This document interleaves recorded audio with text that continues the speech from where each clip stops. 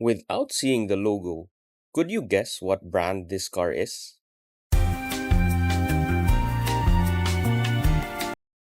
This is the Beijing Auto Works 212 T01, and I got the chance to test drive it at the recently concluded Manila International Auto Show.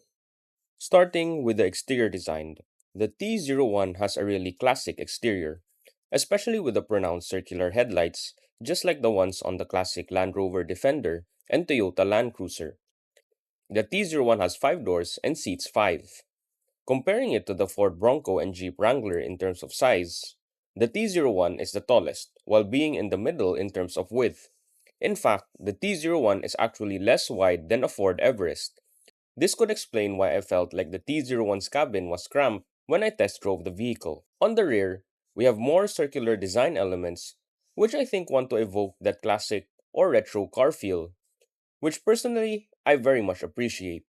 Sometimes I wish that car makers could bring back older models but update them with modern tech and drivetrains. In this video, we'll see how the 212 T01 is as close as I can get to my wish. Now, Beijing Auto Works is one of China's oldest automobile manufacturers, with roots dating back to 1958. Originally established to produce military and government vehicles, BAW became widely known for creating the BJ212, a rugged off-road vehicle that served the Chinese military for decades. Over time, the company evolved into a producer of SUVs, trucks, and utility vehicles while still maintaining its reputation for durability and off-road capability. Today, Beijing Auto Works blends its military heritage with modern technology, creating vehicles that combine classic rugged styling with contemporary features. In the Philippines, the T01 comes with a 2-liter Ocon turbo diesel, while in some countries, they do get an option for a 2-liter turbo gasoline engine.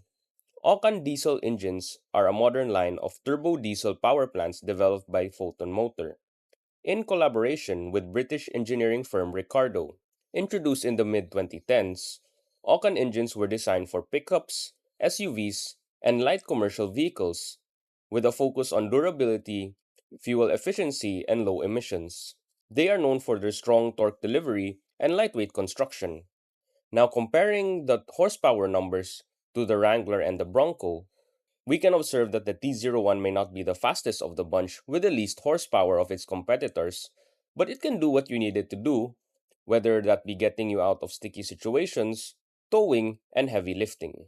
The T01's interior is what I would describe as a good mix of analog and digital. Although the T01 comes with a fully digital 10-inch instrument cluster, I would have preferred the classic dials for this kind of vehicle, which it does try to imitate on its display. Down the center console, we get all our controls for our mode selections, four-wheel drive settings, and differential locks. Everything you need when overlanding or serious off-roading. Fun fact, the T01 comes from the factory with a front differential lock, as most standard 4x4 trucks and SUVs in the T01's price point only feature locking rear differentials. The gear selector is as modern as physical gear shifts go without turning into knobs. Going back to what I said earlier on how the T01 is as close as we can get to a classic off-roader with modern amenities. Rear seats are no slouch either. According to my girlfriend who had been with me the whole day trying out cars, this was her favorite out of all. Alright, so let's now talk about how this thing actually drives.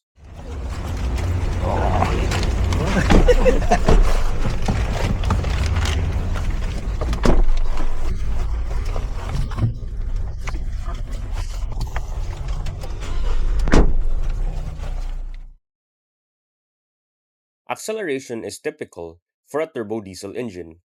Plenty of torque available, and with the T01's 8-speed automatic transmission, shifts are plenty smooth with power application. I would say suspension is quite typical for a large vehicle of this size. Some body roll when hard braking, which I would presume would also happen when turning at high speeds. With its ladder on frame architecture, the ride is quite comfortable. I would not hold it up there with the Chinese EVs, but it does its job well with road imperfections. What did disturb me while driving was how the brakes on the T01 did seem inadequate to handle a vehicle of this weight. I noticed myself having to push in the brake pedal quite deeply, despite only going around 40 kilometers per hour, which is the usual city speed limit here in the Philippines. It would probably be best not to speed with this vehicle. I also noticed this unique quirk with the T01 where an outside noise like other vehicles passing me were quite subdued. However, the sound of that 2-liter turbo diesel easily found its way into the cabin. No complaints from me.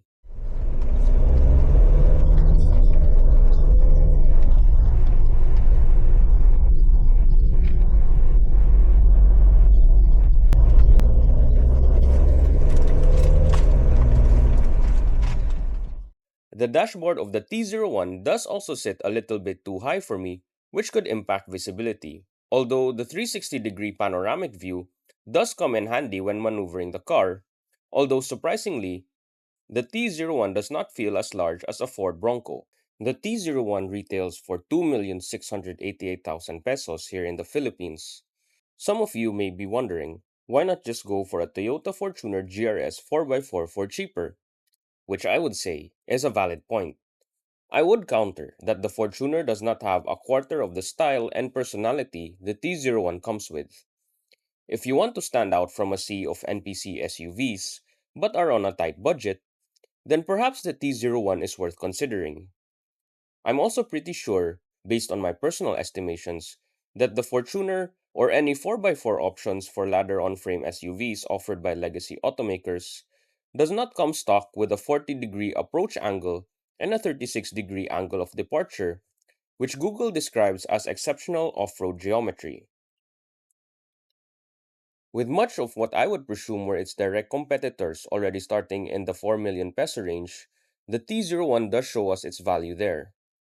I believe that the 212 T01 has a lot of potential to be a fun off road vehicle with a lot of potential customizable options. The 212 booth at Mia's did have a number of accessories and potential parts to swap out displayed together with their vehicles. Thank you for watching. If you like the video, please leave me a like and subscribe.